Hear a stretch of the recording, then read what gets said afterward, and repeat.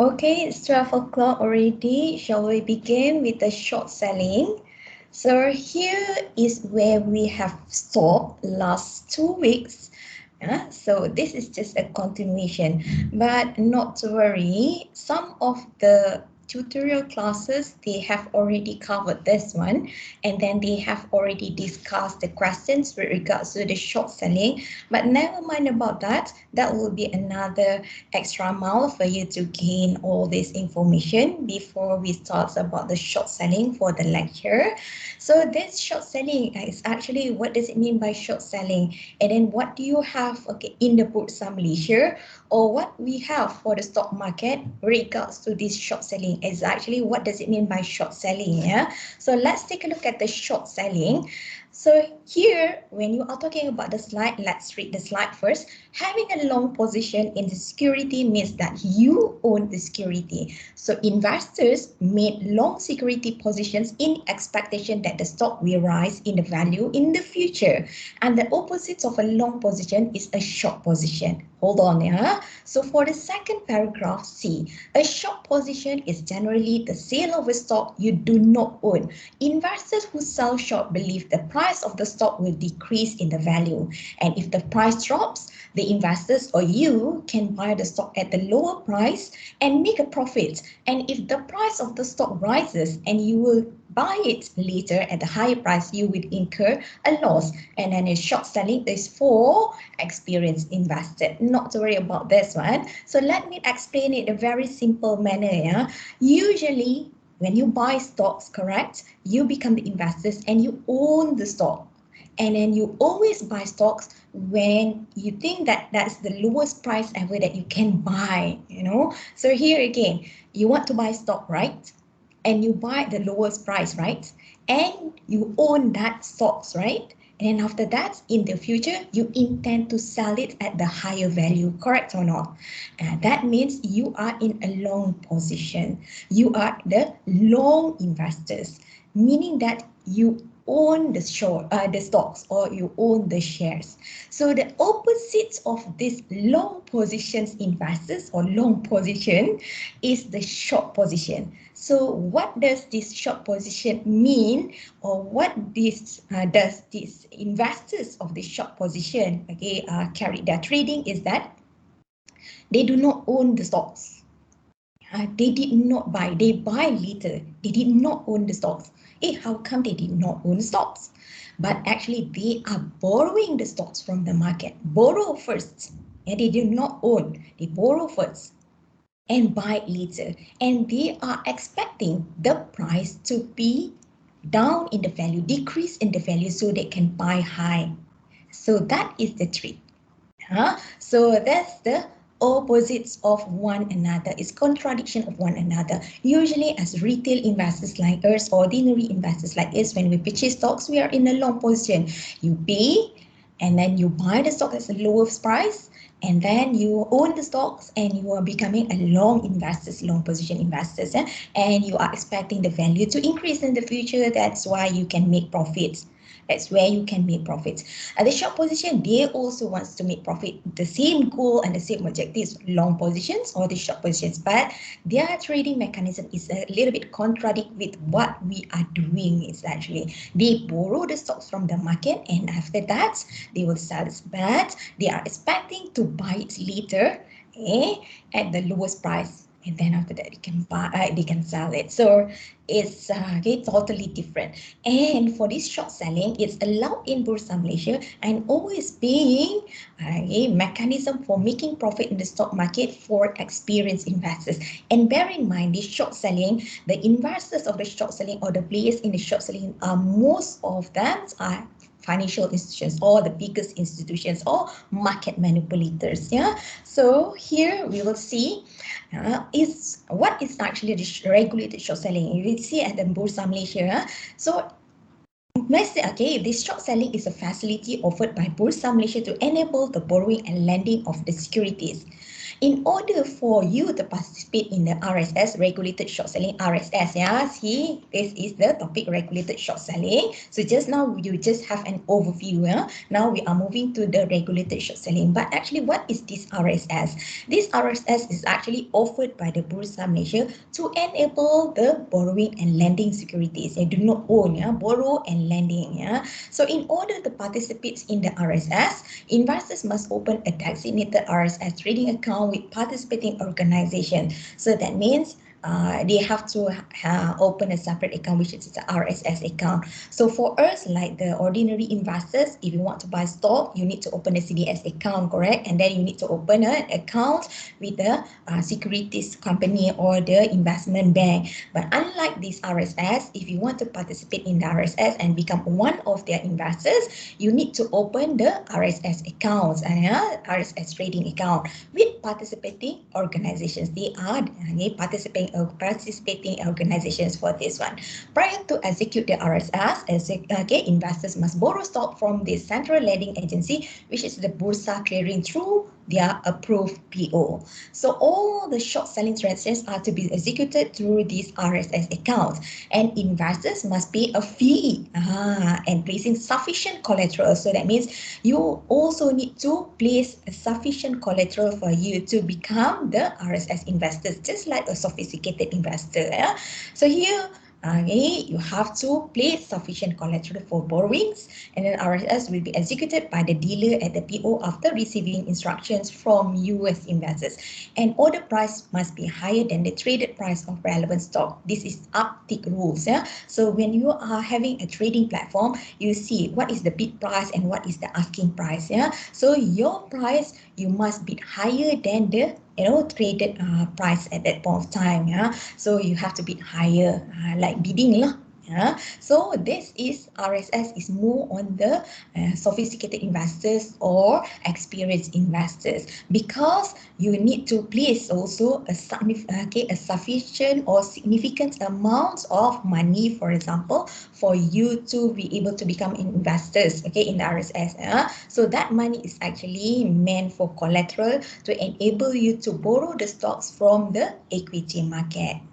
So you might not be having this experience yet, and I'm not one of the kind of these regulated short selling investors, and I will never do that because I feel that is inappropriate for me, and I don't have that sufficient in money for me to participate in this RSS, and I don't trust it. Not to say I don't trust, but it's just my point of view. So better I become an ordinary investors by having purchasing the stocks in an open market with my own money. So this is regulated short selling. So in Bursa Malaysia, they have already had a specified rules for this regulated short selling. And besides regulated short selling, what does the Bursa offer to the investors? So for the investors, they have this criteria. But before that, we look at the criteria for the RSS first.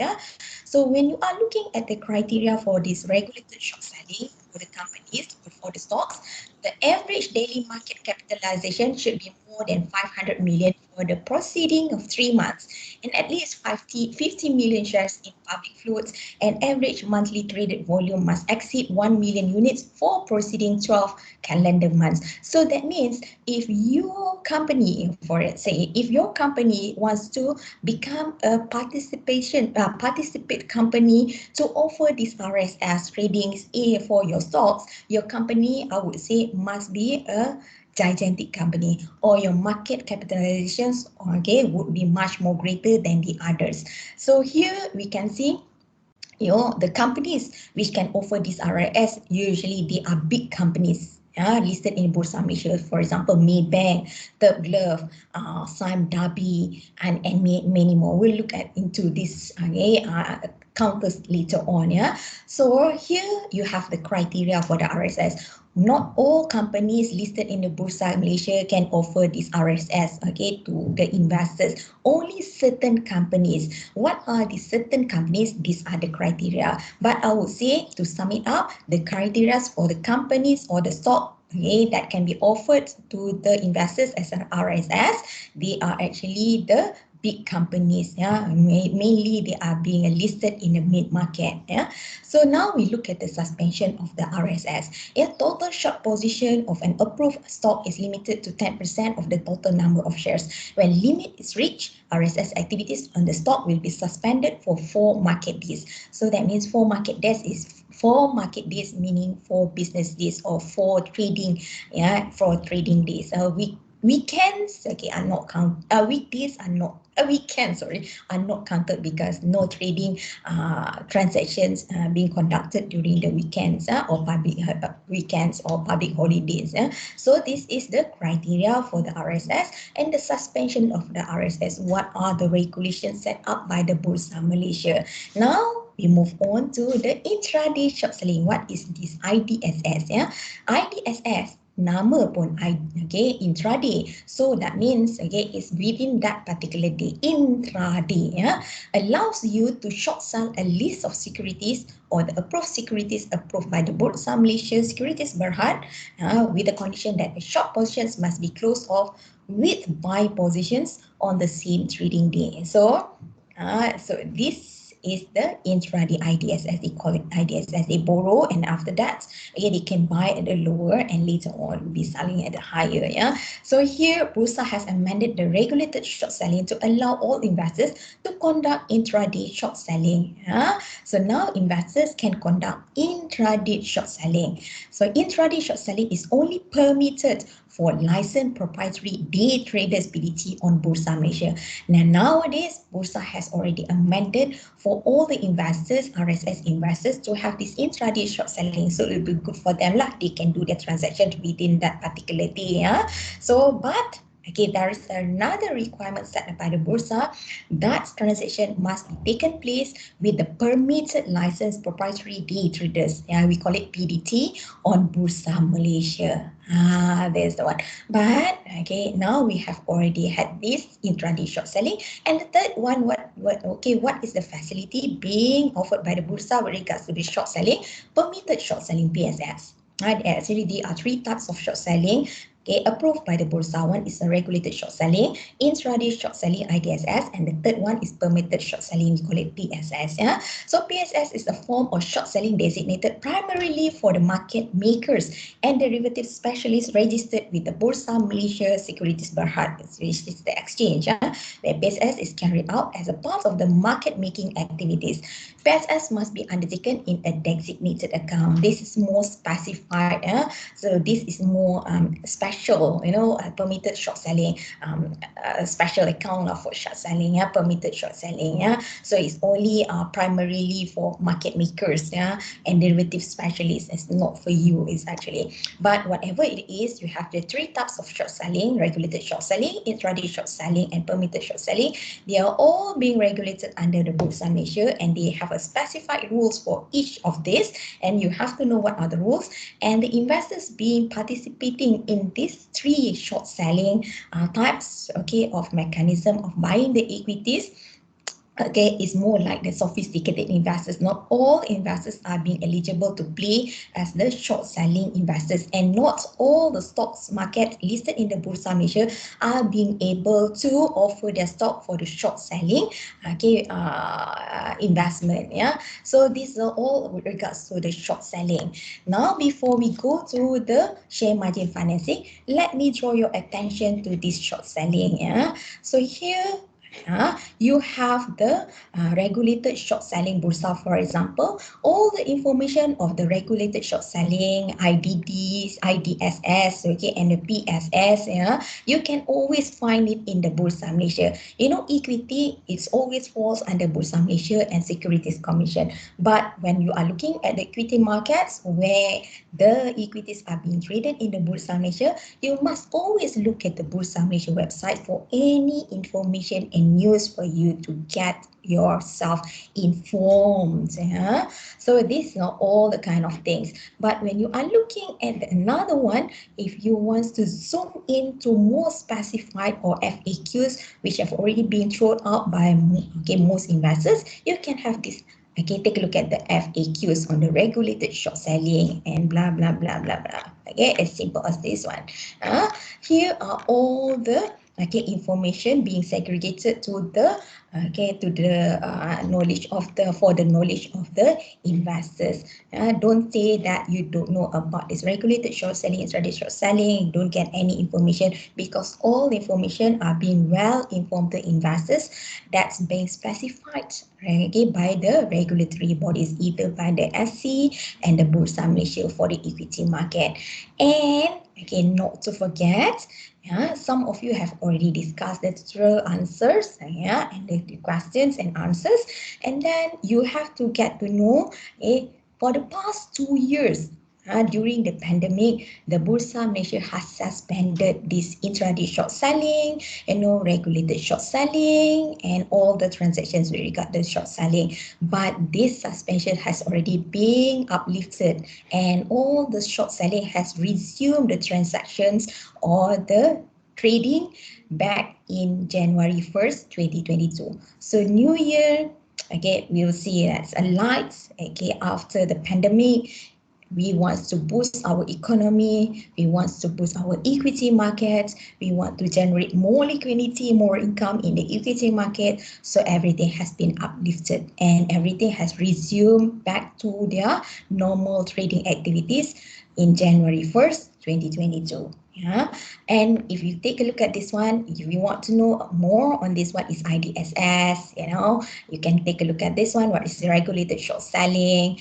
Okay, where can we source short stocks in Malaysia?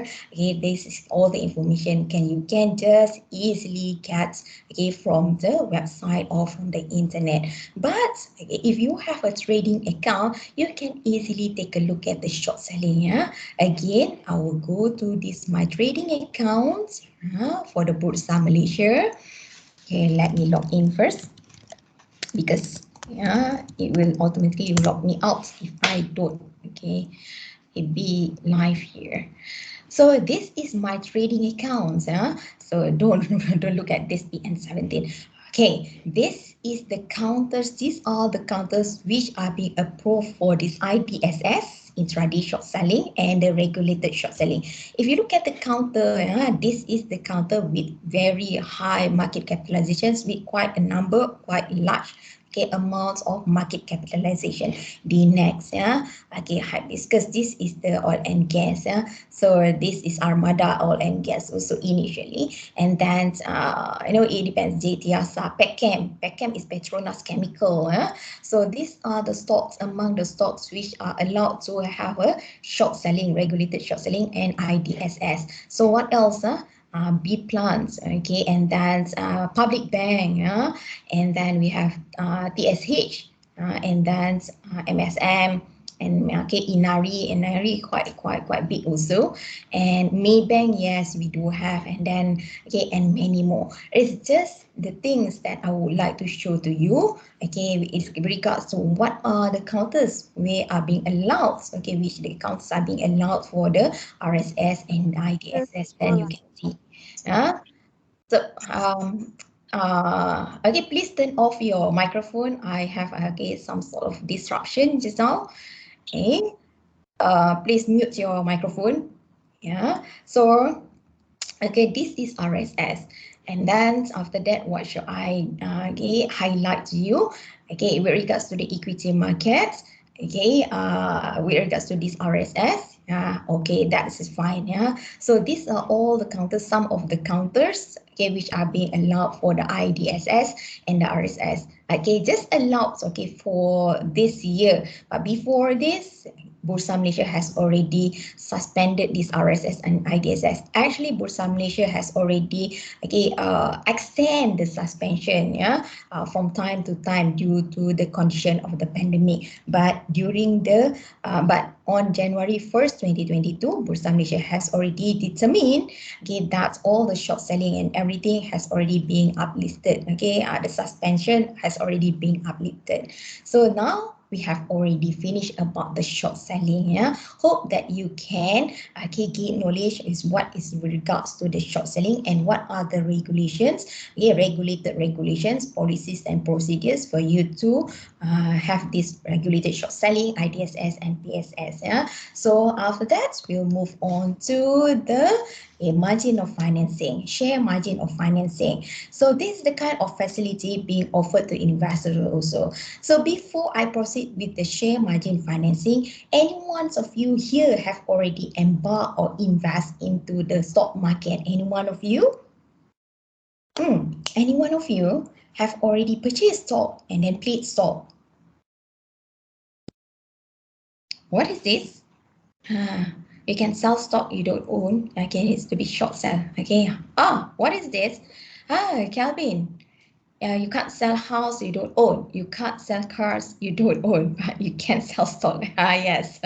Okay, this is something which is okay a quote. Okay, for the you can sell stock you don't own. Okay, this is to be short sell. Is a scam legal only for vestigial reasons. Okay, we'll look. Okay, Calvin, this is very interesting one. Okay, the quote being quoted by this. Okay, this. Okay, Mr. Mars or whatever.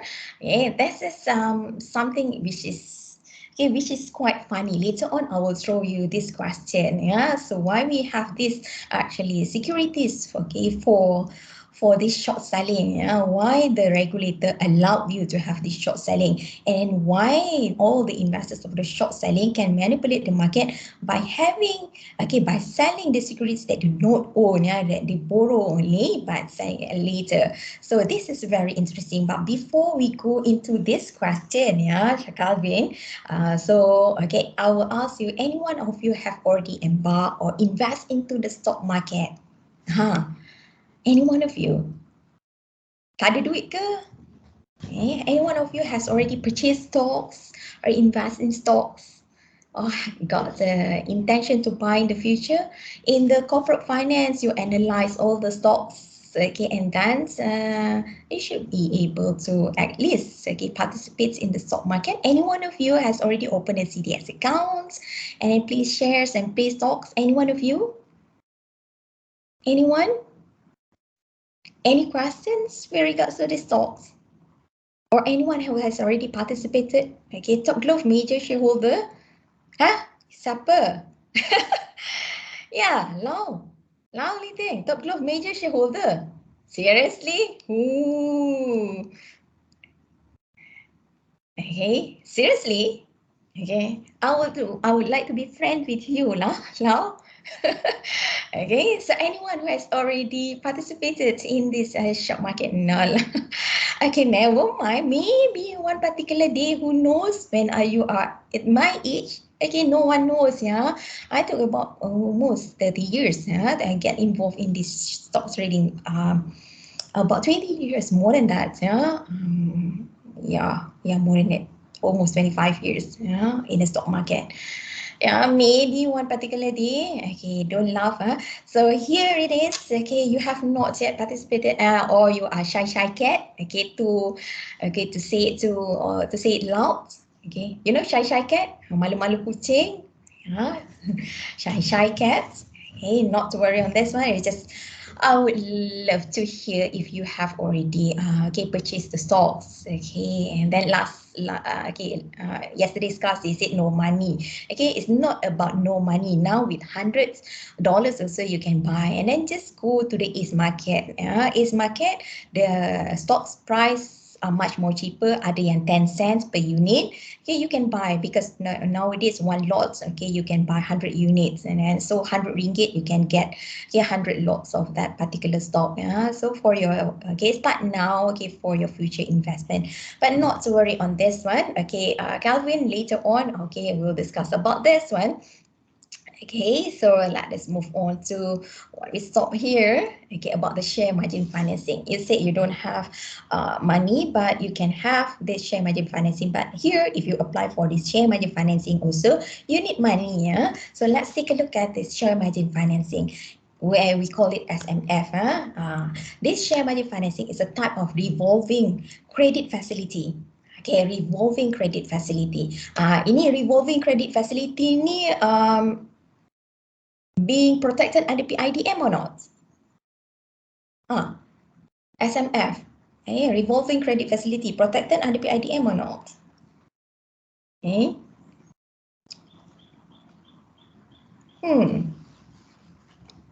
Anyone would like to respond? Protect, underpay IDM or not? Revolving credit facility. Asset money market, okay, no, okay, dah kredit pun kan, credit facility saja, okay, saja, okay, just to open your eyes, okay, okay, just to, okay, to open your eyes, okay, if not, you fall asleep. Okay, revolving credit facility, that is, okay, provided to you as investors, allowing you, okay, or them to finance their share trading and investment activities. The primary reason behind the borrowing money is to utilize more capital to invest and by extension, the potential for more profits. So in the stock market, share margin financing or margin trading refers to the process whereby you as the individual investors can buy more stocks than you can afford to buy. So how is that so? Hey, we look into this. In Malaysia, this facility can be provided either by conventional banks, conventional only, not Islamic. Islamic tak boleh. Okay, Islamic tak boleh. Okay, or must be cash. Okay, if you want to buy something, okay, you have to add it. You must have, if possible, you must have cash. You know, in Islamic, okay, as possible as we can. Okay, we cannot commit ourselves so much in debt. Okay, beli rumah tak apalah, it's a necessity kan. Okay, or like the car parks in here is more like investment. If you don't have money, don't talk about investment. Yeah. So here, okay, the facility can only be offered by the conventional banks, not Islamics. Don't go and apply for this SMF with the Islamic banks. They are not offering that. Only conventional banks or brokerage investment banks with some subtle differences in the SMF package. And then facilities provided by conventional banks are regulated by the Bank Negara Malaysia, because you are talking about the conventional banks. So they are regulated under Bank Negara. Don't say that there's conventional banks when they are offering this SMF, they are regulated under the Bursa Malaysia or Securities Commission. That is incorrect. You have already known about that one. All banks must be regulated under the Bank Negara. So conventional banks, when they are offering this SMF financing facility, they will be regulated under Bank Negara. Whereas you can also obtain this SMF financing through brokerage provided facilities, brokerage firms lah, or investment banks. And these are the institutions, constituents that are regulated under Securities Commission. So banks that are offering this SMF, okay, facility, they will be under regulated. They will be regulated under the Bank Negara, while okay, the other institutions which are also offering this SMF facility, they are under Securities Commission, like the investment banks. Investment banks, they are okay from both sides, but they are more on the Securities Commission. Brokerage firms, okay, they are regulated under Securities Commission. And now you are talking about margin of financing. That means it's a facility given to you as the investors for you to buy more shares than you can afford to.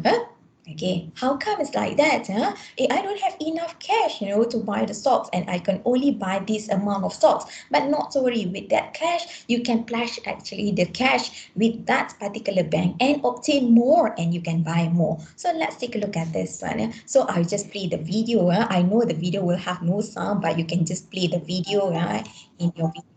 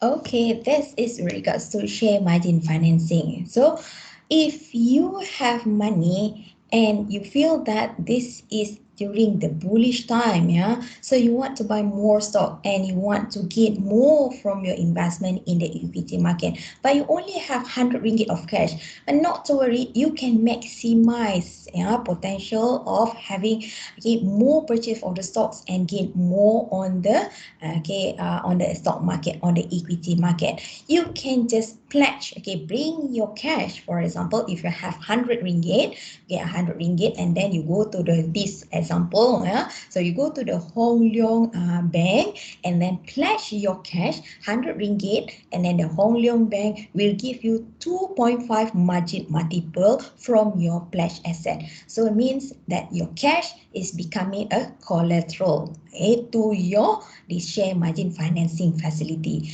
And with that cash amount that you put in the Hong Leong Bank for you to obtain this SMF facility, okay, they will give you 2.5, okay, up, okay, more, okay, of your collateral asset. So, okay, you can have your, you can utilize that 250,000. You can have more cash, okay, to buy stock instead of using your cash for 100 ringgit only. So hereby, okay, you can access, okay, the stock market. You can, okay, get more. You can have, potential benefits from this SMF financing. But if you are looking at this SMF financing, okay, every single institution that is offering this SMF facility, they will definitely get your collateral assets, yeah, as a pledge asset. They will require your pledge asset.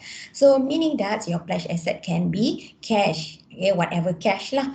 Okay, so another one, if you have another stocks in hand, you have existing stocks in hand, you can also pledge that stocks, yeah, in the in that particular bank for you to obtain this SMF facility. And after that, if you have unit trust, for example, and then you can also pledge your unit trust units, okay, with that particular bank and becoming your pledge asset in order for you to apply for this SMF.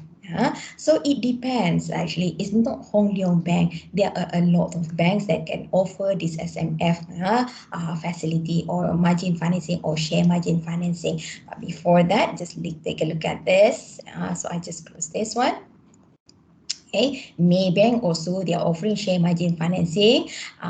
I know CIMB also got, and then Hong Leong also, and Affin, of course, they have also. But this one I just show you to you, okay, because Maybank is a big bank, yeah. So these are the benefits, yeah. So for share margin financing, actually the Maybank is Maybank Investment.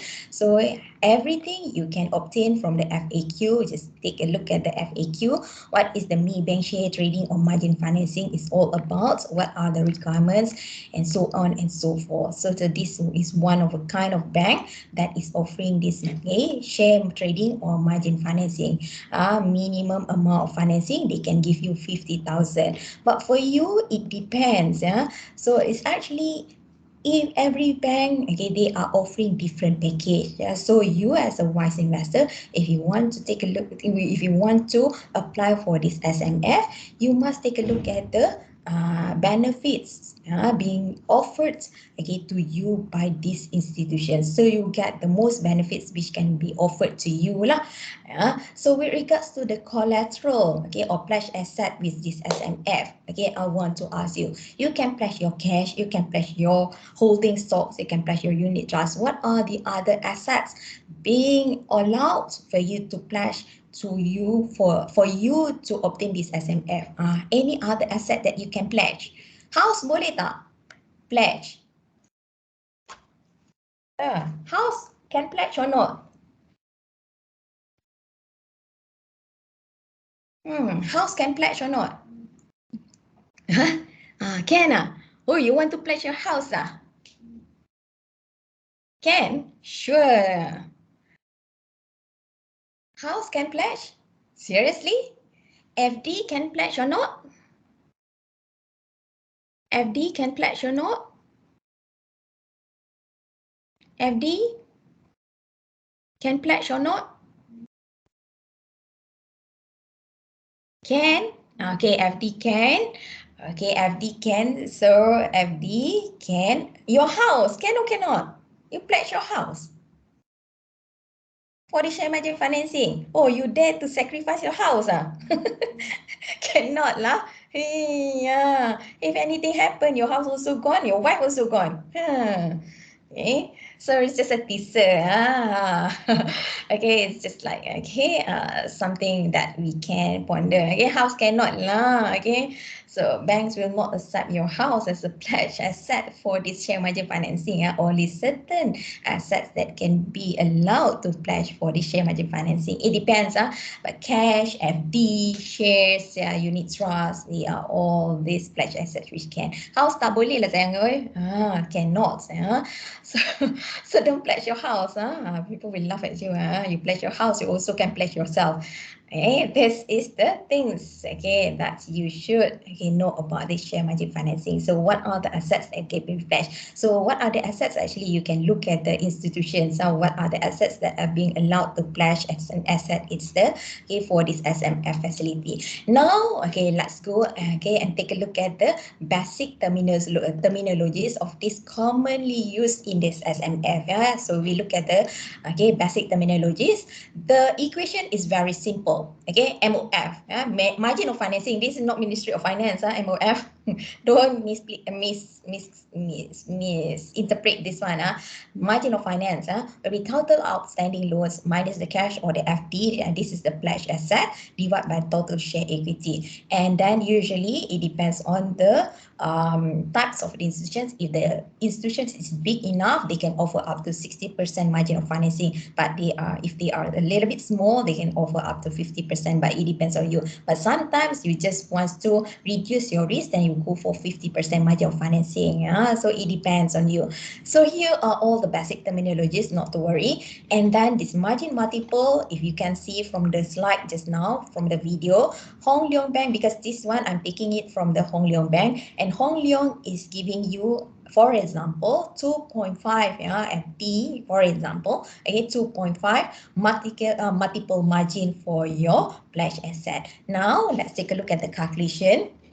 And for the margin of financing, here is the example of the scenario. Here, okay, if you can see above here, I have already changed a little bit, but okay, it's just like changes in the sentences to make it very clear, because it's just a continuation from the video. It might get you confused, but just take a look at this one. I've already amended a little bit in the sentences, but they are just the same. So here, Johan has successfully got SMF with 2.5 multiple margin with his collateral of 100 ringgit from Hong Leong Bank. And now he could proceed to purchase a basket of shares valued at 250,000. Instead of having only cash, okay, and then you buy stocks in the Bursa Malaysia, this Johan has decided to take the opportunity of making money by applying this SMF with Hong Leong Bank. And he knows that Hong Leong is giving him 2.5 multiple margin.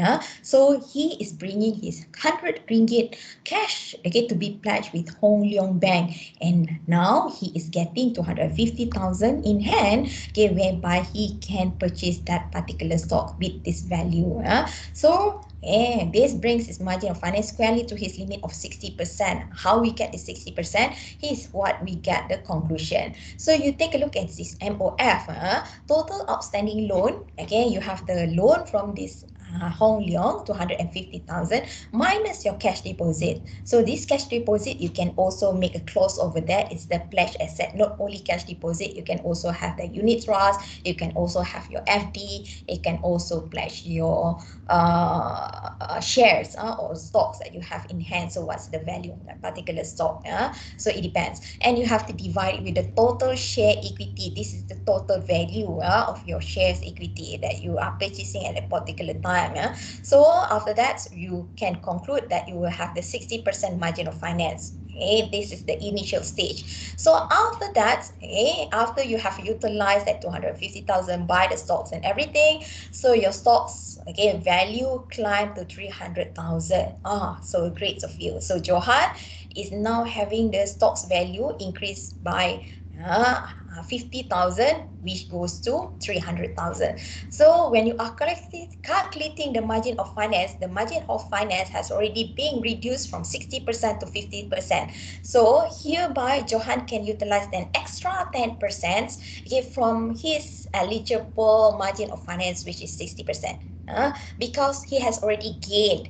Okay, and then he has already made fortune and he has already got return from investment, extra 50%, extra 50,000 ringgit. So with that, okay, his margin of finance has been reduced. Initially, okay, he has the 60% and he is eligible for 60%. Now he got 50% and he can go back to the Hong Leong Bank and asking for that 10%, okay, the spread. So asking more from Hong Leong Bank, but you need to be very careful in these kind of things. In order for you to utilize, you need to be very careful. But in this situation, Johan can now afford to borrow some of the finance to purchase more stocks, and he decides to purchase an additional 75,000. How you got this 75,000 is just a manipulation of this equation. So you have 60% over here on the left side equals to the total outstanding loan, 250,000 plus. How you get this 75,000 plus X, okay, minus your 100,000 divided by 300 plus X, okay, equals 60%. Then you know that, and then X you can calculate, and X is actually 75,000, correct? Okay, now after that, Johan has already utilized another 10% spread for him to purchase more stocks, okay, and this more stocks, and then the stock equity value has already increased to 375,000 because it's already obtained more loan or margin of financing from Hong Leong Bank. Let's take a look what is the situation next. So after his additional purchase, the value of the stock has already declined. Oh, alamak. Okay, the value declined to 330,000. So he's already reached the limit, whereby his margin of financing has already increased to 68%. So 8%, more than what he was initially eligible for. So 8%. So hereby, what should he do when he has already triggered a margin call? So 68%, versus 60%. So hereby, at this point, Johan will have to top up cash to cover back the margin of financing, the percentage of 60% cover back. So he means that he needs to top up his collateral. Instead of 100 ringgit, he needs to top up more, to make it back to 60%. But if you say, I tak ada duit lagi lah, I don't have more cash, I don't have enough cash to top up my collateral assets. Initially I've already had placed with you 100 ringgit, and then you are asking me to have pledge asset to be top up, and I don't have enough money. So not to worry, if you in this point of kind, and this kind Johan cannot top up with the cash, he can sell off some of his shares to bring his margin of finance back to 60% to avoid the bank from making a forced sell. So he can sell off his stocks, whatever he can he can sell, and then to cover back his margin of finance is 60%, or he can top up his cash, his pledge asset. It depends. If not, if Johan wouldn't make it for both options, the bank will force sell his shares, his stocks, for selling. So of course lah, you tak mampu and then kena sell lah, for sell. So this margin of finance, it will be great opportunity for you to increase the potential of having more return on the equity investment, but at the same time it can also kill you. You can also experience a painful situation when it comes to the situation which is unfavorable to you. So if you are looking at the share margin financing, at what particular point of time where it's favorable or it's advisable or it's good for you to apply for the share margin financing? During what time? During what time, my dear? If you want to apply for the share margin financing, what time is most appropriate or most suitable for you to utilize and apply for the share margin financing? During what time?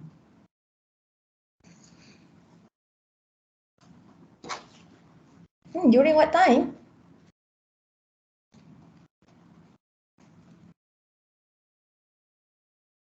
Anyone? Bull market, that is correct. During the bull market, not bear market. Bear nanti dia makan you. Bull, okay, dia bawa you lari ke depan. Okay, so during the bull market. So this is okay, things that you can know. Okay, every single thing share margin financing is allowed in our financial market, in our equity market, and you have to bear in mind there are rules and regulations either by the Bank Negara Malaysia or by the Securities Commission, whereby they are offering this share margin financing facility to boost the equity market, to boost the equity market. If not, our market will die. So, before we end our equity market, okay, let's take a look at the benefits of SMF. So hereby you can see, okay, what is the benefits or what are the benefits in SMF? Multiple your investment power. You have more power because you have more cash in hand. You have more power to multiple your investment return. So that will be good. So you have 2 times more, for example, of fixed deposit or cash. Okay, now you have more cash in hand. You can multiple your wealth. Okay, you can make use of that. You can utilize that. Flexible repayment. It depends. No monthly fixed repayment. Interest on outstanding balance is capitalized on a monthly basis, and that is understood already, but no monthly fixed repayment. So extensive range of acceptable collateral. So you can have many kinds of collateral. You can have a unit trust, you can have cash, you can have shares, and then you can have fixed deposit, fixed deposits. These are the only 4 that I can know, okay, being acceptable as collateral. I don't know about the others. Then you can have to take a look at each of the institutions which are offering this at SMF. So quick cash access, understood. A hassle-free settlement saves your time by making prompt straight settlement to your broker, so everything can be made online. So very easy. Okay, just a click. Okay, and at your fingertips, then everything has been settled. So these are the benefits in SMF. Sorry, hereby you know what are the benefits. Okay, I've already highlighted all the benefits in the SMF, but I never highlight what are the weaknesses or disadvantages, cons of this share margin financing. Yeah, everything you apply or everything you do, everything any mechanism that you are using, there are pros and cons. Whether you are using your cash or margin, the respectively in this cash or margin account, each of them has their own pros and cons. So you, as the wise investors with the knowledge that you have already gained, it's you to decide which one is more suitable for you to use. If you think that you are capable to handle with the risks, and then you know what is the trend of the market, and you are a knowledgeable and wise person, and then you decide when to use cash and when to use margin of account or share margin financing. Both of them have their advantages and have their disadvantages. So you are looking at this SMF. Okay, then we go to the this one I just closed the one. Okay, before we end this equity market, I would also like to draw your attention to the PN17 and GN3, whereby you have this question in your tutorial class, in tutorial questions. So when you are looking at the PN17 is actually those companies which are being listed in the Bursa Malaysia mid market, which have experienced financial distress. PN17. Okay, practical note 17 is actually. This actually involve all the stocks or the shares being listed in Bursa Malaysia main market, where they are actually having a financial distress. Whereby GN3 is actually the same situation of PN17, but applicable for stocks or shares which are being listed in the East market. PN17 for main market, GN3 is for the East market, and those stocks are having financial distress. So when you are looking at PN17 and GN3, let's So okay, take a look at this best example. There's a good example at AirAsia. Okay, now AirAsia is actually in PN17 status. Okay, during the pandemic, some of the companies or many of the companies stocks being listed in Bursa Malaysia, they are either falling or they were either falling under PN17 and GN3 because of the conditions or because of the pandemic situation. They cannot afford to sustain, and they are having a financial distress. And one of a kind is the AirAsia. And you have to know that 2 years, the bank negara pula, the Bursa Malaysia has already extended the suspension of these companies to fall under PN17 and GN3. Actually, these companies has already triggered to the PN17 and GN3 status, but Bursa Malaysia is still being lenient, still giving them fees, or time or ample time for them to restructure their financial positions, have their transitional plan, have their contingency plan, to consolidate their financial statements, and then to troubleshoot whatever they need to troubleshoot and regularize their finances.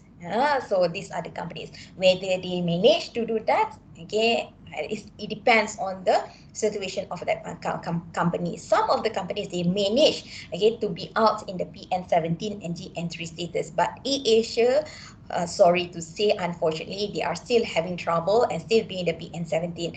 And the Bursa Malaysia, for the time being, and AirAsia, AirAsia, is still under PN17. But they said, as Tony Fernandez said in his statement, in his latest statement, they can see the potential because we are going into the endemic phase, and then we are opening our border and they are operating their businesses back. So they are recovering. Don't know how they can recover, how long they will recover their financial positions. It's up to you. It's up to them. And then if you are asking me whether it's a good time for you to invest in PN17 or GN3, my opinion is that you have to look at the status of the company, whether the company falls under PN17 or GN3 during the pandemic or before that. If during the pandemic, you have to see the situation, like AirAsia. I know that actually it's not because they were not performing, but actually they were performing, but because of due to the certain conditions, they falls under PN17. Even though Bursa Malaysia has already extended the time, but they still didn't manage to being pulled out from this PN17 status. But for your investment, you have to take a look. If you think that company has a prospect for them to grow in the future and can recover their financial position, then it's a good time for you to buy AirAsia. But if you think that no, there's no hope anymore, habislah, die hard lah, and that don't go. There are many more counters for you to invest. We have almost 1,000 counters listed in Bursa for you to buy, pick and choose. So here is all about the equity finance, and the interesting part thrown out by Calvin just now. This is the thing.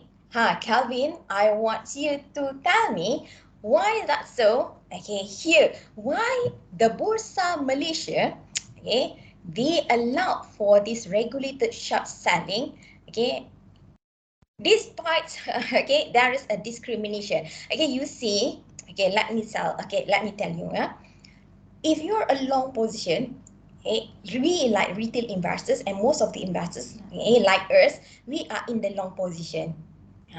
So we buy the stock, we own the stock, we bought at the lowest price, and we are expecting the future price to be up in the future, right? Correct? While in this short selling position, they are contradict with our long position. They are the one who don't own the stocks. They borrow only. They have the advantage. They borrow only, and they are hoping that the stock price will be down. Later on, we can buy it later, at the lowest price, and they are pressuring the stock price. And you see this RSS investors, they are among the big players, market players, institutional investors, corporations, and many more. And they have the ability to press down the market. If you are seeing that we at this side, they are at this side, we are hoping the share price to be up, and we are just the ikan bilis, and they are the sharks, whereby they can just borrow the stocks and they are expecting the stocks to be down in the price, and they are pressuring the market. Do you think that is unfair? Do you think that is unfair? We are at this side, they are at this side, and we are just ikan bilis, they are just sharks, okay? And we are hoping for the stocks to naik, and then they are hoping for the stocks to turun, and they are pressuring the market. Do you think that's unfair? But why the regulators are allowing this kind of treatment, and why the Bursa Malaysia are having this kind of facility? Okay, you tell me, why is that so? Why is that so? Kenapa our regulators do not protect us or having this kind of facility? Why is that so? Anyone could tell me? Just voice out. Anyone could tell me? Kenapa? Why is that the regulatory bodies of the Bursa Malaysia or the Securities Malaysia allow this kind of treatment in our equity market? Anyone? Apa-apa je lah if you want to throw your opinion.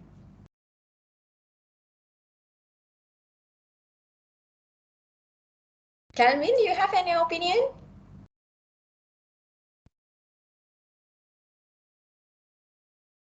My final year student. Anyone? Okay, improve market liquidity. Semua betul lah. Okay, improve market liquidity, equity market liquidity. Kalau tak, okay, it's simple as this one. Okay, in a very simple explanation, if not, our equity market die lah, mati lah.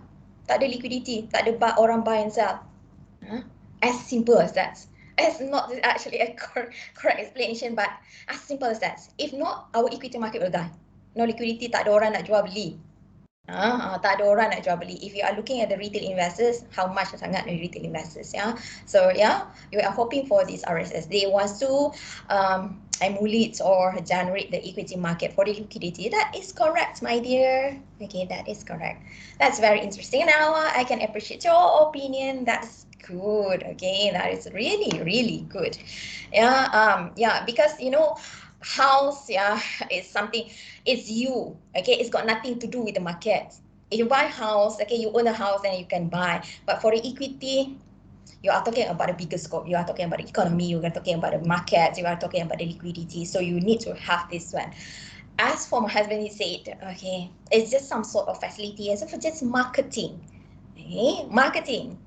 And the regulators, of course, they can create all these kind of things, okay, for them to boost the market and boost the economy, okay, have the liquidity in our financial market in whatever manners, as for good. But for your house, it's just for you. It's got nothing to do with the economy. It's got nothing to do with the market. It doesn't affect at all. It doesn't affect anyone else. It's you.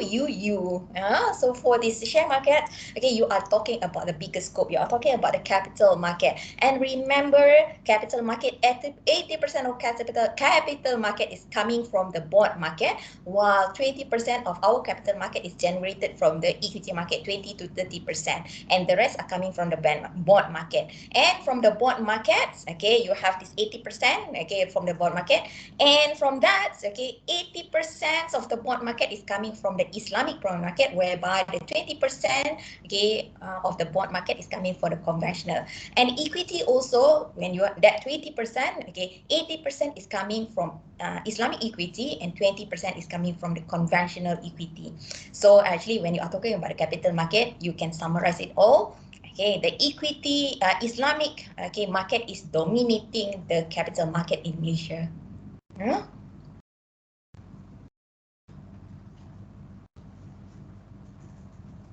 Okay, later on we'll discuss on the forex. But before we discuss with forex, let's take a break for 2 minutes. Okay, before we continue. Yeah.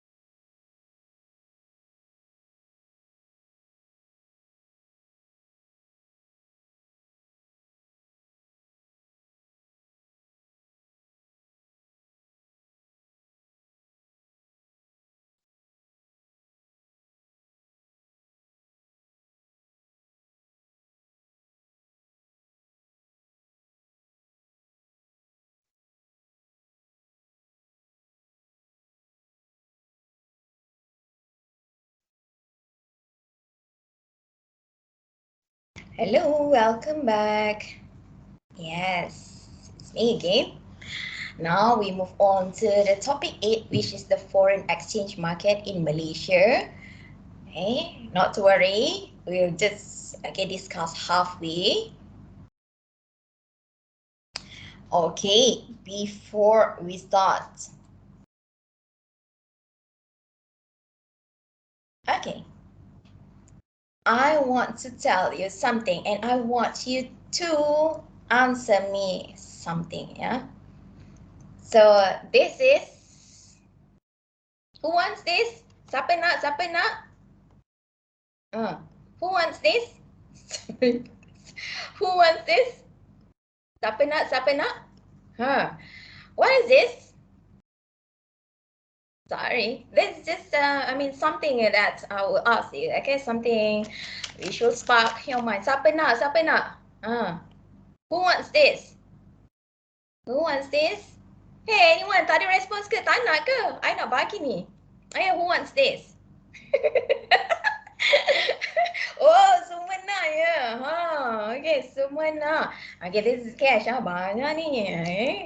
Me. Okay. Okay, later you PM me. Okay, I tak bagilah. Okay, because I will give you, the tips for you to generate more profits. Okay, but it's not through forex. Location. Okay, I'm in Kajang. Okay, Puncak Sodana. Section 3. So location can. So it's just okay. This is money, right? Wait. Delete your account number Maybank. Ya, saja je tisu kan. Semua bila pasal money semua nak, right? Don't get your trapped with the scam. This is something that I would say later on, ya. Semua bagi account number, this one. This is something, come to me during Hari Raya, then I will give you. Okay, that's my promise. During Hari Raya, you can come to my house, I will give you ang pao. Okay, so not to worry, I'm not giving you 10 ringgit.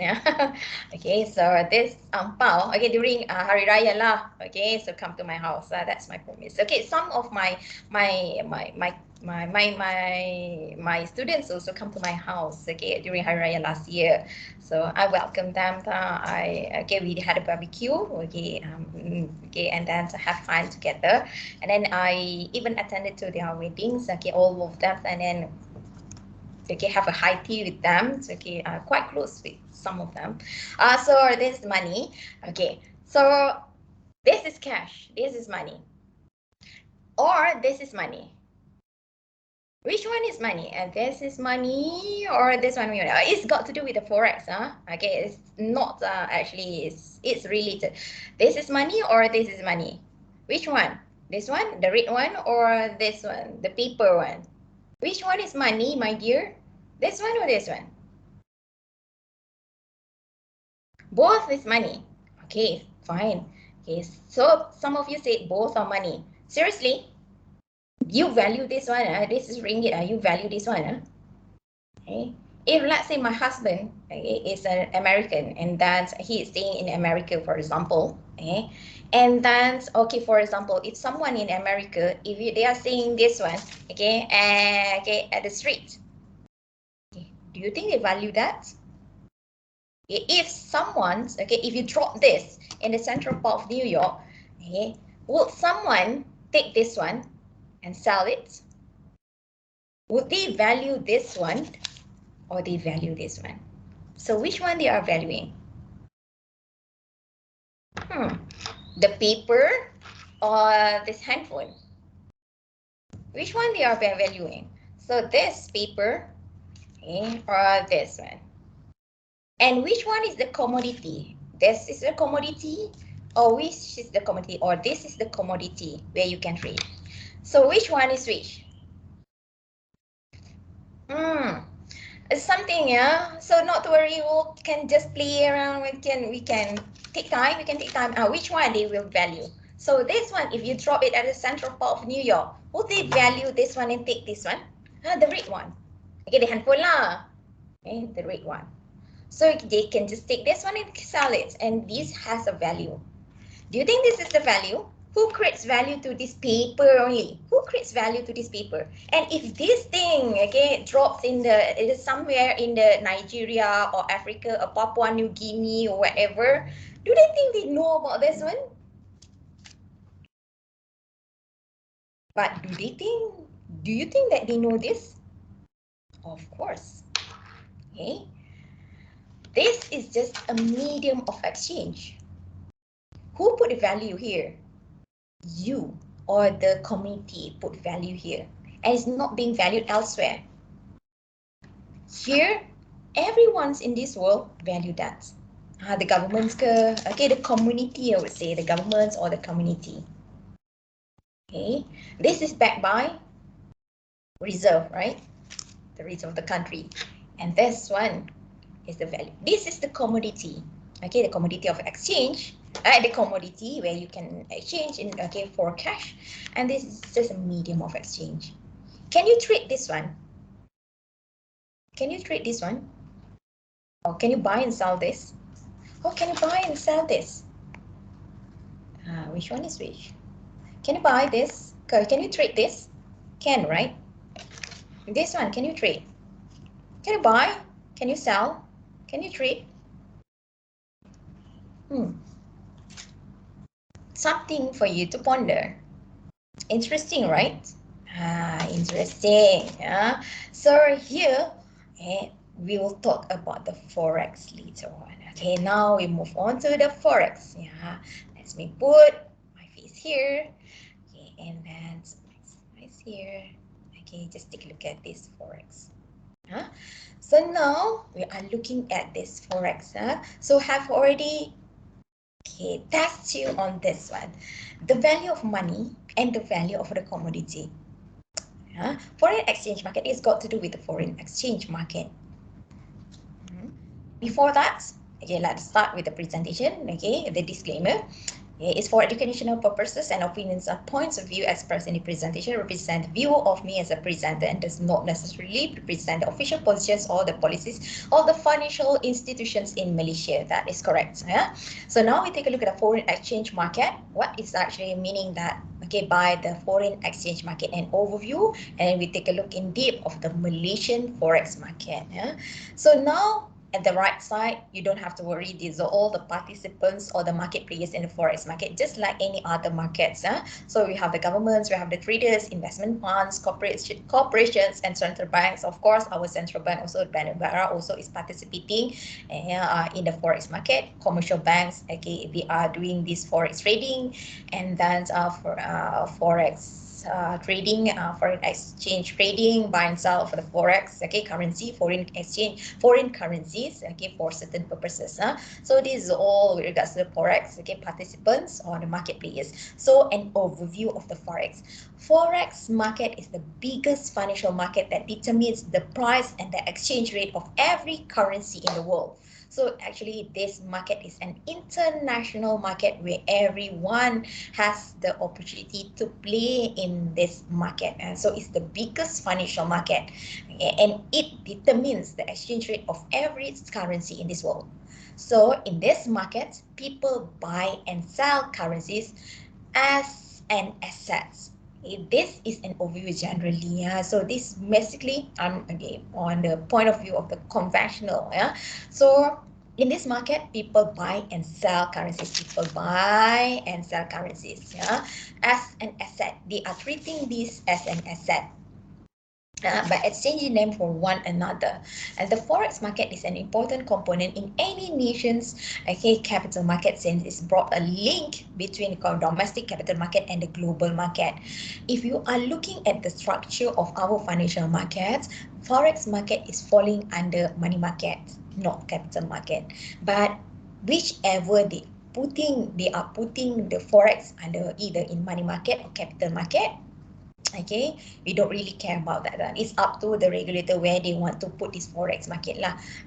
So it's actually it's a important component for the nation's market lah, I would say, capital market ke money market. And it is a bridge between our domestic market, either money market ke capital market ke tak kisahlah, our domestic markets and global markets. So actually it's a linkage, or it's a bridge that connects between our economy with the outside economy, the global economy. So that's important with the forex. Unlike other financial markets, forex market does not have a particular location for all the financial transactions. Everything is online. Okay, you just sit there, you're having a computer, you have the software and everything, then you can trade forex. There is no dedicated platform, there is no dedicated market, there is no avenue, physical avenue where the trades are being conducted. Forex, there is no particular location for all the transactions. So it's a stream of networks. It's just networks formed by all its participants, namely the liquidity providers such as banks, financial institutions, as well as the brokers and retail traders. And forex, they can either increase liquidity in the domestic capital market through capital inflows and trade liquidity through capital outflows. So it's actually in any other market, you are talking about the money market, talking about capital market. Actually, the purpose of this market is to boost the economy and to manage the liquidity. So liquidity management is very important for all the markets, just like we discussed about the equity market and money market last time. So this is about forex, and overview only, general information about the forex. Now let's take a look at more information on the forex. What do we have? And again, remember for our first topic just now, we have the buyer and we have the seller, we have the SSUs and we have the DSUs. So we have this forex market network sitting in between, so they become a central over there. So they are connecting both participants, from the buyers to the sellers and sellers back to the buyers. Most financial transactions in the forex market are done through the OTC, over-the-counter system, and which means that the buyers and sellers will conduct their transactions directly in the market without any supervision from an exchange or liquidity provider. So hereby, if you are conducting this forex forex transactions, no one can monitor you. No one. Not as for Malaysia, it's not coming from the Securities Commission, It's not coming from Bursa Malaysia because they are not being traded in Bursa Malaysia platform, and they are not residing in this. They are not regulated under Securities Commission. For the Bank Negara, yes, but only for financial institutions, but not for individuals. Yeah, so no one can supervise your transactions, your forex transactions. No one can monitor you. No one can say no and yes, and no one can view you. Yeah, can supervise you. Because they don't have, they don't have a specific exchange. Yeah, this market is without any supervision from an exchange. We don't have specified exchange for a forex. They will not be supervised by liquidity provider. Tak ada orang yang provide you with the cash for you to trade forex. No, it's your own. So no, there is no liquidity provider. So and this forex market is market which is seldomly sleeps. For me, I would say this forex market, they never sleep. Because the time, the time frame. So the time zone, it's different time zone. The Asia sleeps, and then the other market, the American market is opening. So about to sleep, Asian is about to sleep, the European market is opening, and then American market is still sleeping. So it goes on and on and on and on. This one sleeps and this one nearly is closed and this one is open. Time zone is different. So I would say it never sleeps. It is essentially a system that involves different parties from different various of nations and from different world. From the United States up to the Europe to the Asia, you can find any market open at any time on weekdays and sometimes through weekends. Because when you are reaching the weekends and the other market, the other markets are opening. So when you about to start the work, Monday, and then the American market is still during the they are in their holidays, weekends. So these are all the markets, and this market is 24/7. So the business is 24/7 business lah. It never sleeps. So now we took a look at the Malaysian forex market. That is very important.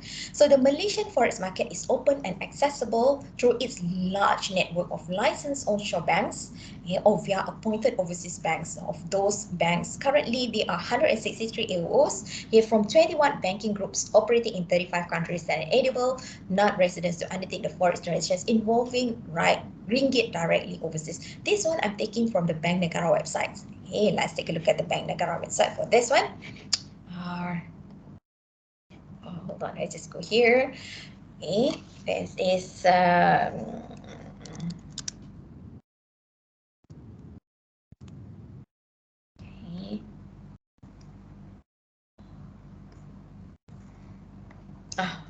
is the one. Forex market. This is taken from this one. So when you are looking at this one, you have this operating institutions we are facilitating or who are servicing or who are assisting in this forex market in Malaysia. What is the appointed overseas offices? The second one is the counterparties and the primary market makers. So when you are looking at this one, appointed overseas offices, AOO, we call it AOO. This AOO serves to facilitate wider price, availability, and enhance liquidity of the ringgit FX transactions outside the Malaysian trading hours.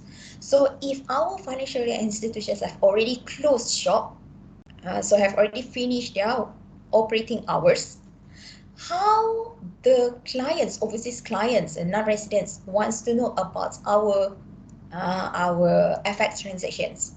They would know our FX transactions by contacting their appointed overseas banks or appointed overseas offices which are operating in Malaysia. So this overseas banks or international banks who are operating in Malaysia, appointed overseas offices in Malaysia, or they have their offices in Malaysia, they operate appointing or they have representatives in Malaysia, they will serve their customers in providing all the information about the forex transactions outside the Malaysian trading hours. So for the international players, forex players, they can always have this all information by contacting their AOOs. and they can serve them outside the Malaysian trading hours. And this pilot will also publish the USD ringgit spot reference reference rate ni via major platforms after the Malaysian trading hours. If you want to see how many these AOOs, you can always refer to this one, list of banking groups in our country. Banyak BNP Paribas and so many lah. There are so many. So here, when you are looking at the appointed overseas bank. So how about the counterparties? So now we are looking at the counterparties. So this forex market is open accessible through these larger networks. We have one kind of a networks where you can get all the information. And another one is the counterparties. Counterparties comprise all the licensed onshore banks. Onshore, not offshore. Onshore banks in Malaysia, both local and foreign banks. That means commercial banks lah. Custodian banks, both local custodians and global custodians, as well as international central securities depositories that can be approached by investors for accessing into the Malaysian financial market apart from the appointed overseas offices, AOOs, available globally to facilitate investors. So if let's say you cannot get all the information, if you are the foreign investors or you are the forex traders or forex investors, you can get information from the AOOs. If let's say from beyond the trading hours, or if you are the international or the non-residents, they can always go and find your AOOs to get all the information. But for local, for residents, and also for international people, if you are the forex traders, for forex investors, besides AOOs, you can go to any counterparties where you can obtain or gain all the information that you are requiring from these counterparties. And what are they? You have the list over there. So we can seek assistance from AOOs, counterparties, and the third one, primary market makers lah. Building from the notable progress of the AOO's pilot program in terms of improving investors' access to the ringgit market, particularly during London and New York trading hours. The structure was transitioned into a permanent arrangement with the pilot AOOs appointed as the primary market makers. So that means, our forex market, Malaysian forex market, they are also 24/7. They never stay. If during the market days, during the trading hours, you can always get information from these counterparties, and we have many counterparties.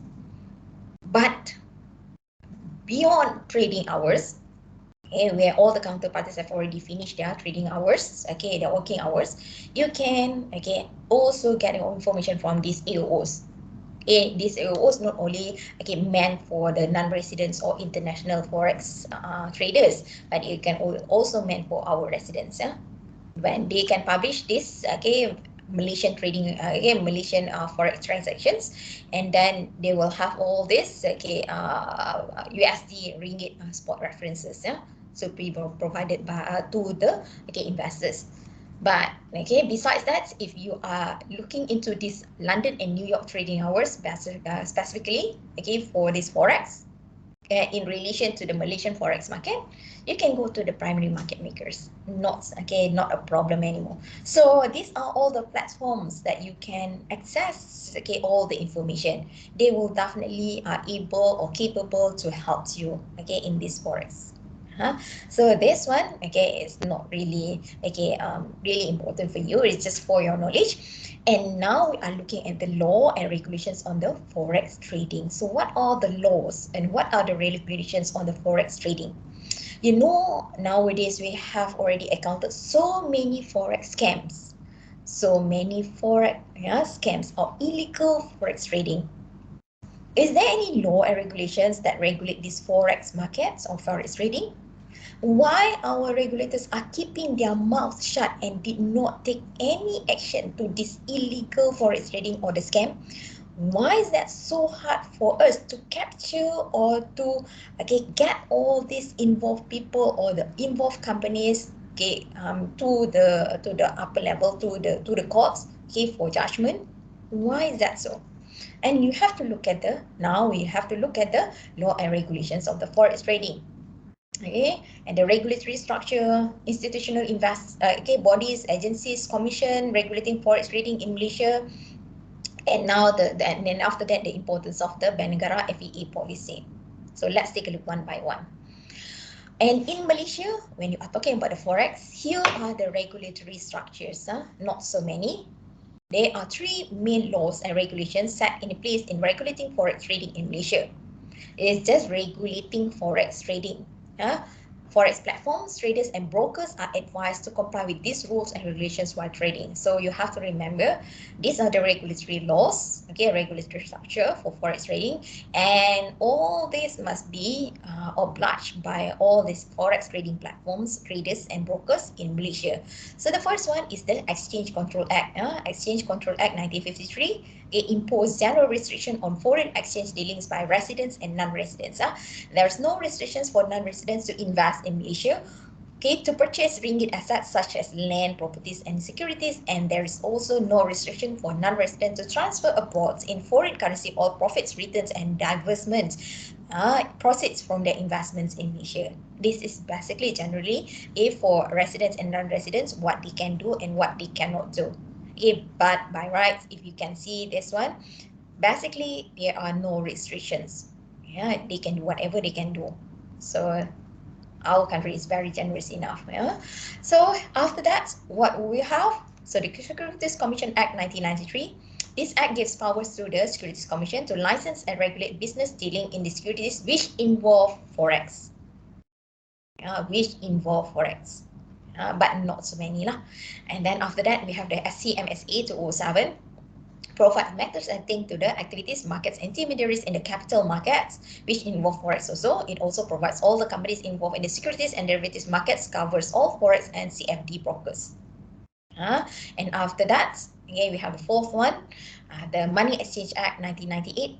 Okay, mainly concerned with the licensing and regulations of any money changing business by responsible commissions. And this is the act that outlines the regulations that forex brokers who wish to operate in Malaysia should restrict abide by, and it's this act that also outlines the foreign exchange trade is not regulated directly by the Bank Negara Malaya. Okay, not Bank Negara Malaysia, Bank Negara Malaya. At that point of time, last time. So this is the act that also outlines the foreign exchange rate is not regulated directly by Bank Negara Malaysia. So that means when you are looking at the forex, basically they are not actually regulated under Bank Negara Malaysia. So you can see Bank Negara actually has no control over this forex, okay, in Malaysia. Okay, generally, what are actually they are regulating? Okay, later on we'll think about it. This central bank, Bank Negara Malaysia, regulates the Malaysian ringgit and issue licenses to money changing business without regulating the trade itself. Okay, they are only issuing license to money changing business. Okay, or they grant approval to have these forex transactions for their institutions, but they will never regulate the forex trading itself. As simple as that. This one, you need to digest what does it mean. Okay, they carry out meaning by this regulatory structure. And after that, we move to the institutions, bodies, agencies, commissions regulating forex trading in Malaysia. We have several. Okay, but the first one is Bank Negara Malaysia. It controls all matters concerning Malaysian currency, advises the government on the financial stand of the economy, and it involves all the foreign exchange trading related activities in Malaysia. And after that, we have the MIDA. Okay, outlines how the money changing business should conduct themselves, including forex traders. And this MIDA also has clear expounded on issues of investing in foreign assets, borrowing in ringgit, borrowing in foreign currency, and opening foreign currencies accounts. And we have the Securities Commission, just like before. Okay, it's just a matter relating to the securities of futures contracts, mergers and acquisitions of the companies which involve this forex. Maybe the companies are international companies or all.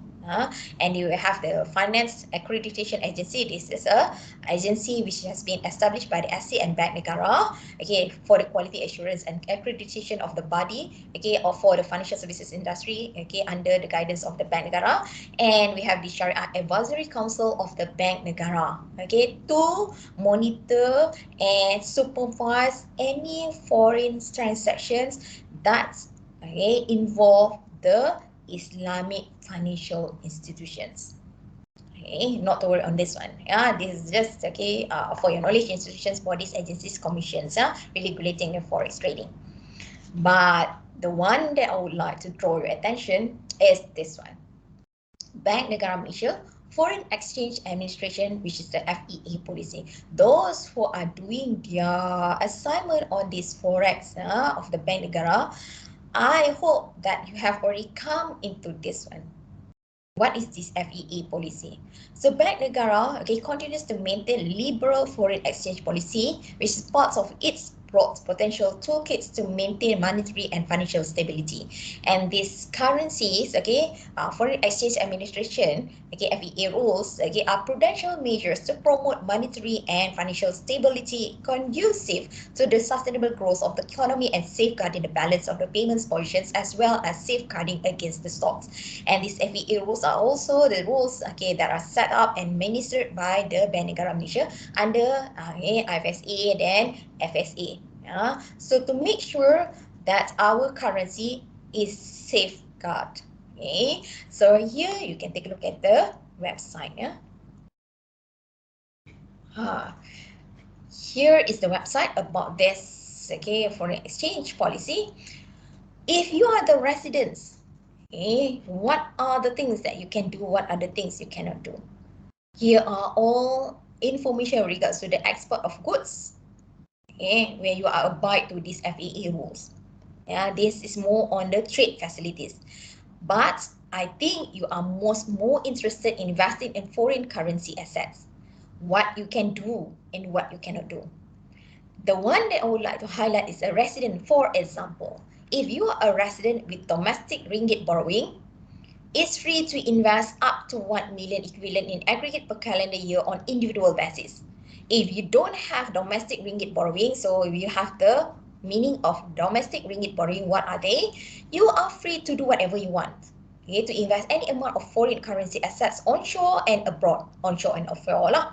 But if you are a resident but you have this domestic ringgit borrowing, it's free to invest, but there is a limitation. 1 million only equivalent to in aggregate per calendar year on individual basis, or 50 million equivalent per calendar per year for the corporate group basis.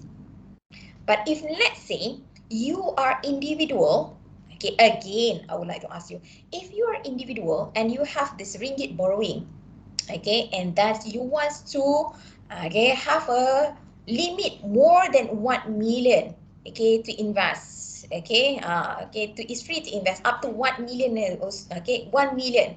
You want to have a 1 million more investment for you, but you have a domestic ringgit borrowing. If you want to invest more than 1 million, what should you do? You have to ask yourself, katakanlah you ada domestic ringgit borrowing, you are an individual, you are the domestic ringgit borrowing. But as per FEA, the Bank Negara has already said, if you have domestic ringgit borrowing, and you are only allowed to invest in forex, up to 1 million aggregate, equivalent in aggregate per calendar year on individual basis. 1 million is not that much, it's just equivalent to dollar berapa saja, $250. $250,000 lah. So it's not that much. If you are an individual, if you want to invest more than 1 million, what should you do? What should you do?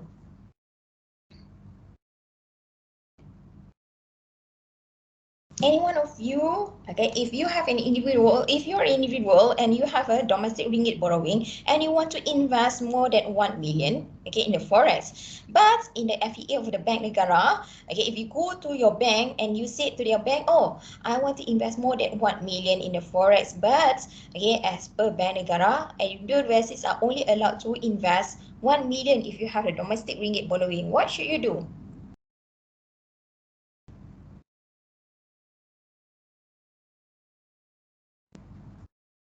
Anyone? You cannot. Is it? You cannot? If you insist, you say to your bank, hey, I want more than this, I want to invest more than 1 million. What should you do? FEA has already restricted you and has already identified the bank. Okay, please make sure that an individual can only have a basis of 1 million ringgit equivalent for investment, forex investment.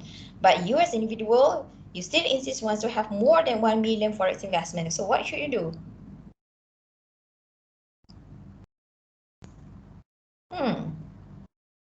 What should you do? Any response?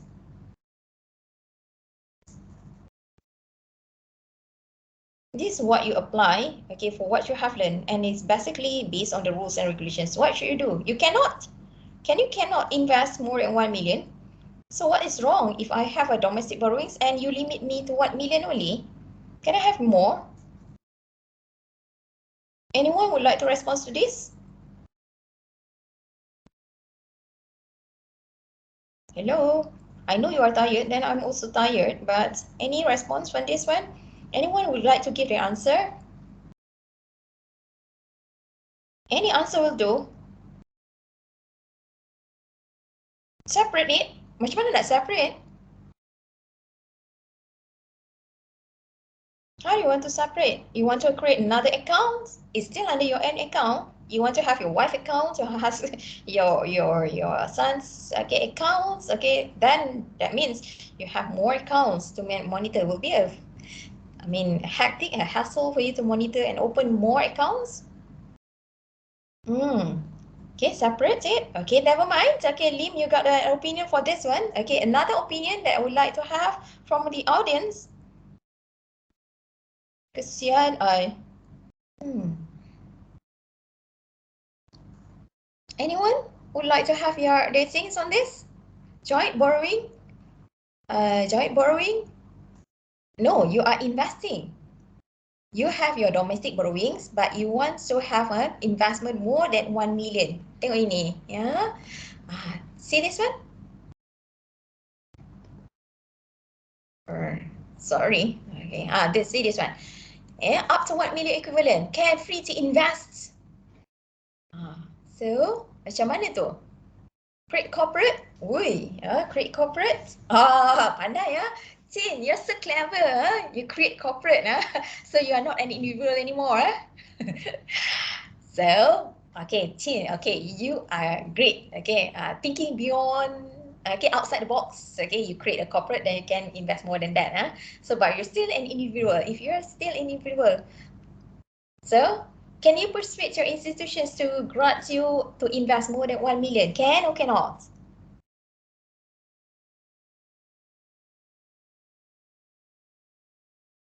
Can or cannot? Cannot? Can. Okay. Malaysia boleh. So can. So you have to remember, Malaysia everything can. Okay, Malaysia boleh. Okay.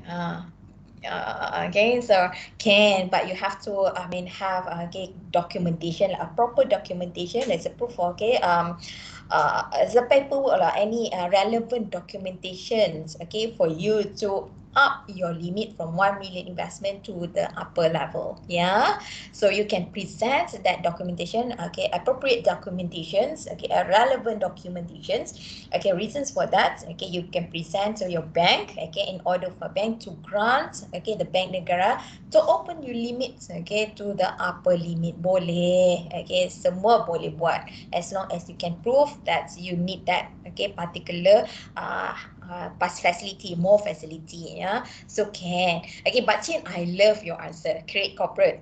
Okay, then you can think outside the box. Okay, 50 million more. Okay, so yes. Okay, that's again. So now we are moving. Okay, now this is the best thing that you can see. So yeah, license onshore bank. So these are the requirements. It's just okay. I test you on this one. Yeah. So if you see foreign currency borrowings in Malaysia and abroad, okay, this is by residence entity, by resident individual, you have all the information. But okay, if you are looking at this one, okay, then you can you can have all the information. Ringgit borrowing from non-resident, if you are non-resident, then you can click this one. And buying and selling of forex, this is another one that you would like to know. Okay, whether you are allowed to buy and sell forex in Malaysia. Residents and non-residents. I can or cannot. That's why, okay, when you are looking at this one, resident is free to sell, okay, against buy and sell ringgit against foreign currency, okay, with an onshore banks, onshore. Exclude international Islamic banks. Islamic banks tak boleh tau. Islamic banks cannot. On spots or forward basis.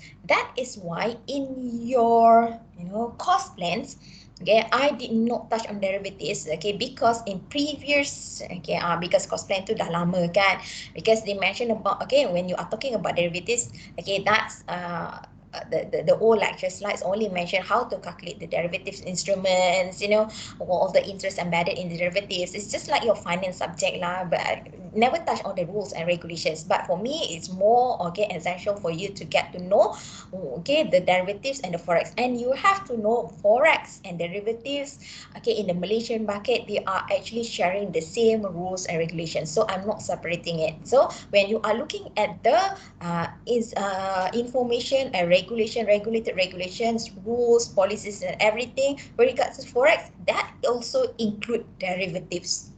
Yeah. So here, okay, existing forward position, this is derivatives. It's okay, parts of the forex, okay, involving ringgit or underlying commitment, asset portfolio investment and all. Okay, hedging also is derivatives because you are using derivative instruments for hedging. Okay, you have the forward contract, okay, and then many more.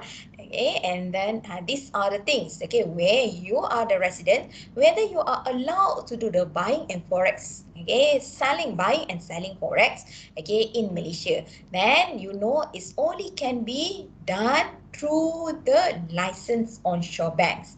And after that, you are free to cancel or unwind your existing forward positions involve ringgit and many more. This one I will explain it later on the second part of the forex with regards to the hedging. Yeah, and under dynamic hedging position, a resident institutional investor registered with the bank is free to enter into a forward contract. Forward contract is the derivatives to buy ringgit up to 100% of its investing, okay, underlying FC denominated asset and many more. So this is regards the buying and selling of forex. So this is more on the applicable to the residents. And what does it mean by the resident? Okay, here are the meanings. Okay, here are the explanations. Is the explanations means what, okay, who are they, and then applicable to non-residents and who are they, it's just the same as this one, but actually, okay, maybe the contents are a little bit different. So they are also, if you want to take a look, they are also free to do whatever they want, okay, through our large networks of the licensed onshore banks, okay, and the non-resident can also, okay, undertake forex transactions involving ringgit directly overseas via appointed AOOs of the licensed onshore banks. Onshore banks, and then they can do it by not contacting our counterparties market, but they can do it, okay, by contacting their AOO, not a problem.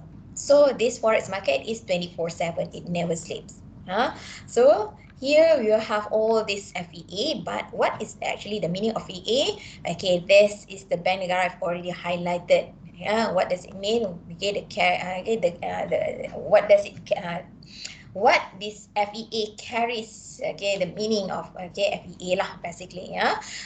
There is also a liberalization of the foreign exchange policy. You can take a look at the liberalization. What are the things that they have liberalized? Okay, this is quite recent, okay, March 2021, and then you have also the FAQ on this one. You can take a look at the, okay, revised version of the liberalizations, okay, with regards to this foreign exchange policy back in April 2021, which was last year, quite recent, about a year ago. This is most important for you to take a look, especially when you are doing this assignment on this forex. So Bank Negara Forex, whether it is applicable or not, okay, and then you can have a conclusion with regards to this one. These are all the things that you should know. And while you are looking at this Bank Negara FEA policy, if you want to Google Bank Negara FEA policy, okay, you can just Google, okay, what does it mean by FEA, okay, BNM, Okay, it explains everything. People also ask what is FEA, Bank Negara. Okay, and then what is foreign exchange policy in the foreign exchange policy. Okay, and the importance notes. Okay, and then the rules. Okay, and the domestic borrowings. But actually, this one can be obtained also in the content of the FEA. It is just a summarize for what you have, and then this is the PDF version of the FEA. This is actually I've already posted in the reading material under the Forex tab. Under Forex folder. Just take a look at this one. Okay, this is just a summary where you can take a look at this. Okay, back to our lecture slide. These are all the things that you need to know. Basically this FEA is just rules being set up by the Bank Negara for the residents and non-residents, and they mentioned about what are the things, okay, what are the actions that can be taken by the residents or the non-residents if they are undertaking the forex selling and buying of the foreign currencies. Now let us move on to the next slide. Now we take a look at the forex trading and investment. This is really important. Forex trading in Malaysia and forex trading from an Islamic perspective, making money from the forex, issues in the forex trading, and BNM enforcement action in illegal financing trading. Now let's take a look at the forex trading in Malaysia. Okay, Bank Negara Malaysia clarified that only licensed banks can buy and sell of foreign currency in Malaysia. This includes commercial banks, so commercial banks, Islamic banks, investment banks, and international Islamic banks as provided under the Exchange Control Act in 1953. So in Malaysia, it's legal for forex trading, but the forex trading, it means buying and selling a currency, can only be undertaken with the onshore licensed banks. And what are these onshore licensed banks? You have all this. Commercial banks, Islamic banks, investment banks, international Islamic banks under Exchange Control Act 1953. And the list of authorized dealers and financial institutions permitted by the controller of the exchange, buy and sell foreign currency can be obtained by the Bank Negara website. And when you want to buy and sell foreign exchange, you must conduct this with appointed dealers that are working or residing in that particular institution. Like my husband lah. Okay, my husband is one of the forex dealers in one of the institutions lah. In order for you to become a forex dealer, you have to pass the PPKM exam. Remember? The PPKM exam though. And you have to pass all the 4 modules. Even though you want to become a bond dealer, if you want to become a money market dealer, if you want to become a forex dealer in any financial institutions in Malaysia, and also in corporates also, you have to pass all these 4 modules and these exams. Institutions, these are required. So you have to pass these 4 modules, and you become a certified dealer. And whether you will be placed as a money market dealer ke, bond dealer ke, forex dealer, you have to pass these 4 modules and become a certified dealer. Then you can act on behalf of your institutions. If there is if the dealer does not possess this certification, they are not actually an authorized dealer. So here, you must contact the authorized dealer. This later nanti kita cakap pasal scam. Such trading is also allowed with the licensed money market, money service providers, business providers, or money changers as provided under Money Services Business Act 2011. So besides the institutions which are allowed to conduct buying and selling of foreign currencies, money changers or licensed money services business providers can also conduct this forex trading or transactions. They are fall under Money Services Business Act 2011. So kalau you nak tanya in Malaysia, forex trading ni legal or illegal? Is legal, but can only be conducted first with the licensed onshore banks, second with these licensed money services business providers, legitimate, not illegitimate, legitimate, legit one, and money changers. That's all, full stop. Other than that, it's illegal. Other than that, sekali scammers lah. Okay, the forex income is taxable in Malaysia as income tax, but forex capital gains are exempted from tax. Right? Okay, you are learning tax, right? Okay, I don't know whether you have already touched on the tax for the Islamic and the conventional, but forex income is taxable in Malaysia as income tax, but forex capital gains are exempted from tax. Okay, this means that if you trade with swap-free interest accounts and are held to not be deriving an income from your trading, any gain should be tax-free. This is more related on the Islamic accounts. Very interesting things to you to consider this tax treatment for the Islamic and conventional.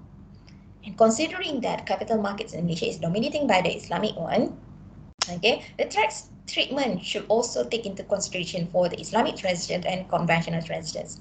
I don't want to talk much on this one, but just enough sufficient for you to get to know, one is taxable and another one is, not taxable, non-taxable, so tax-free. So these are the kind of things, which is very, very interesting for you to know, because this should learn in the Islamic one. Okay, forex trading from an Islamic perspective.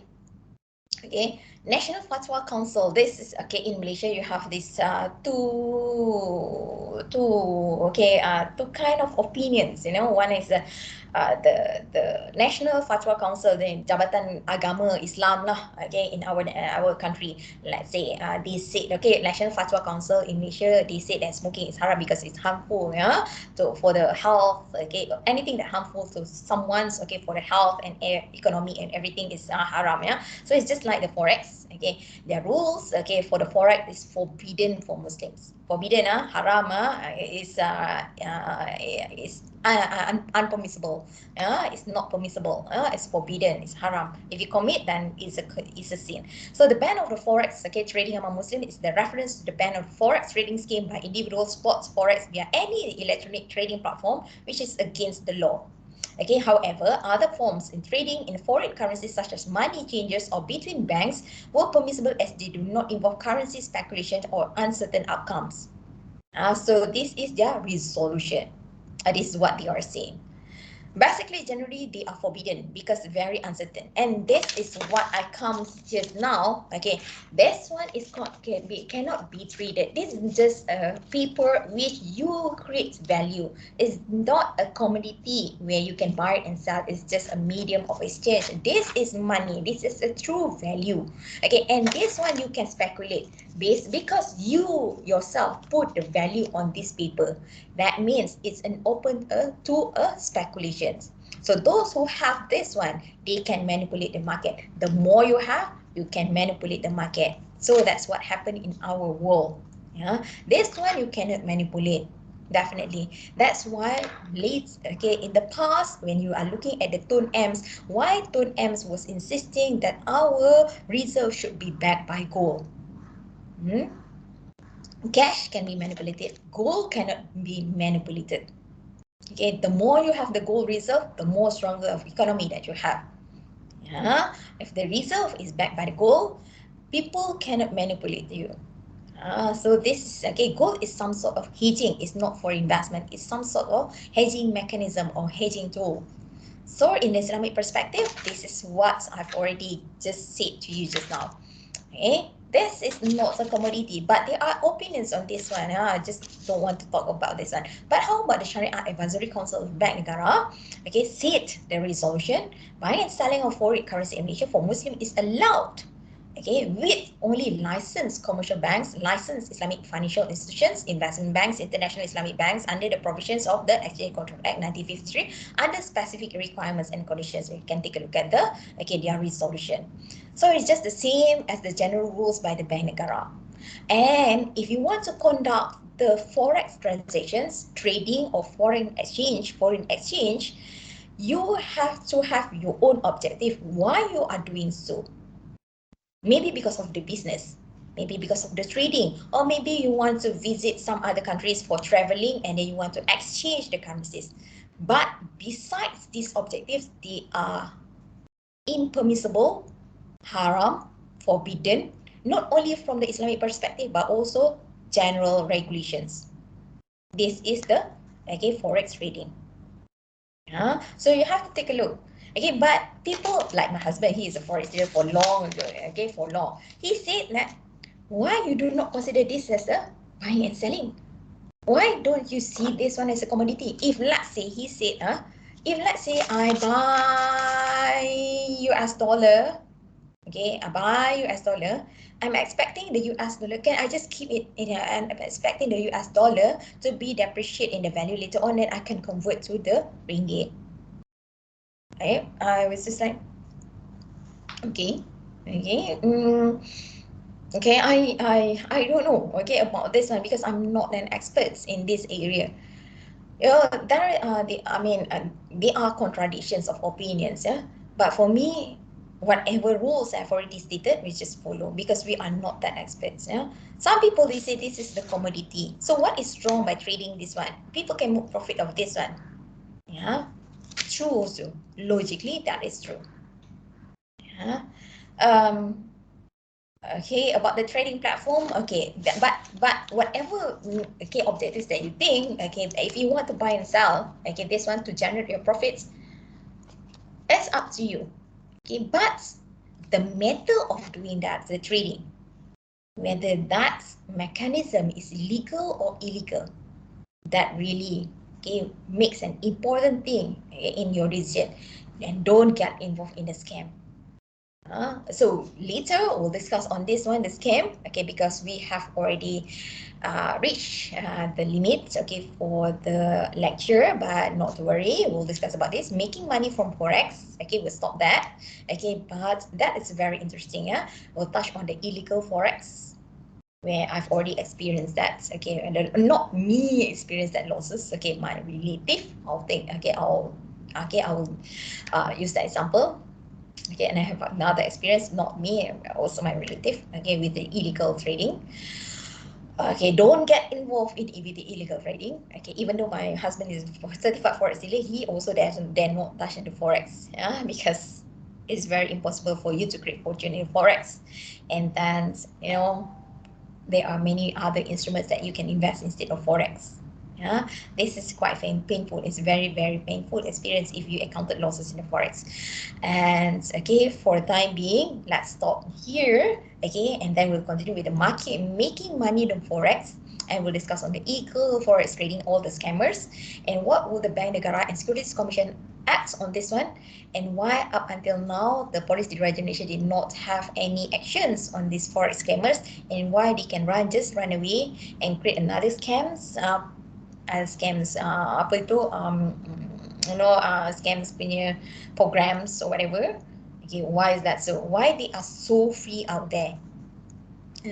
So we'll discuss that, okay, later and next week. Okay, until now, okay, please take care of yourself, okay, and just okay, please take care of yourself, and then remember, okay, you have to finish your assignment, and I will give the link for you to submit the assignment, and then what should you put as the title of your assignment, okay, the the subject matter for you, okay, and then with that, okay, we end our class for today. Okay, bye.